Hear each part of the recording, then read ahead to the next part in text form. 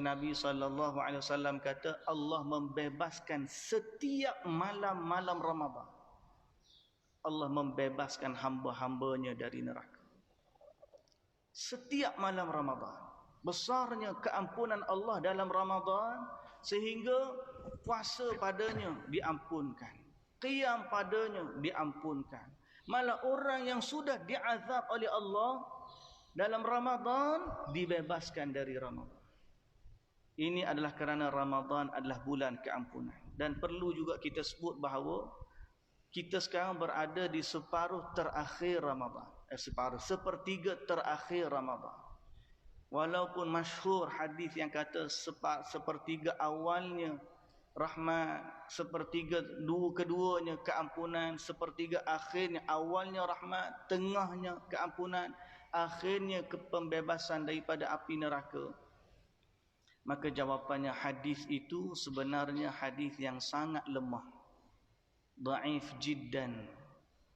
Malah dia bertentangan dengan hadis-hadis yang dah kita sebutkan di awal tadi.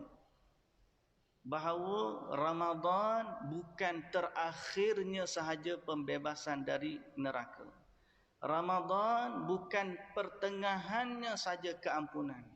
Malah keampunan Ramadan berlaku pada setiap malam-malam Ramadan dari awalnya sehingga akhirnya. Pembebasan dari neraka dari awalnya sehingga akhirnya. Begitulah juga rahmat dari Allah Subhanahu wa taala berlaku dari awal sampai akhirnya. Alangkah perlunya kita kepada keampunan Allah Subhanahu wa taala. Wahai orang-orang yang selama ini diharamkan dari ketaatan kepada Allah, carilah keampunan, kerana boleh jadi terhalangnya kita dari ibadah adalah disebabkan dosa-dosa yang telah kita lakukan. Wahai orang-orang yang merasakan kerasnya hati, beratnya jiwa, bertaubatlah kepada Allah, carilah istighfar, kerana boleh jadi lemahnya kita, beratnya kita adalah kerana dosa-dosa yang kita lakukan. Inilah waktunya mendapat keampunan Allah Subhanahu wa taala. Kata Al-Imam Hasanul Basri, dosa itu akan mendatangkan dosa yang lain. Dosa itu akan mendatangkan dosa yang lain sehingga bertimbun pada hatinya, sehingga mati hati manusia itu. Wahai orang yang merasakan kehinaan, carilah sebab-sebab maghfirah dan keampunan.